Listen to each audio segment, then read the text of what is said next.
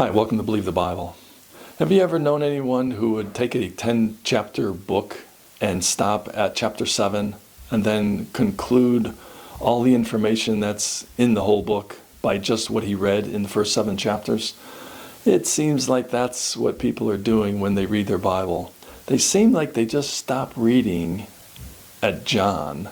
I mean, John, he's the beloved apostle, and he writes such a nice book, and I agree with all of that. It's a great book. All the books are great books, even though I can't understand some of them.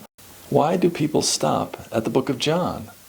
There is a book of Acts, which is a transitional book, because the Hebrew book, or the Jewish books of the 4 Gospels, then transition into the book of Romans. Well, Romans is a Gentile book.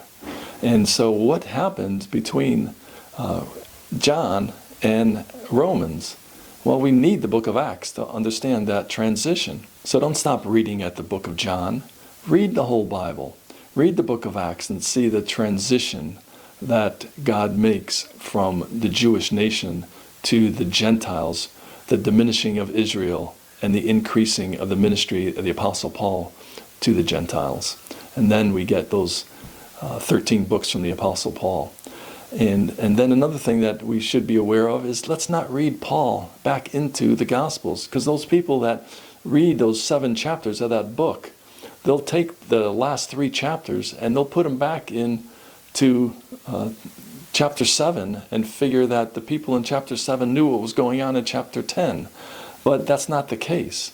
And it's not the case that people knew everything that Paul knew. When you read the 4 gospel books, you got to be careful of that. Got to be careful. The whole Bible is for us. The whole Bible is for our reading, our understanding, our information, our comfort. But not every line, every verse is to and about us, the body of Christ. We got to be careful about that. And don't stop reading at the book of John.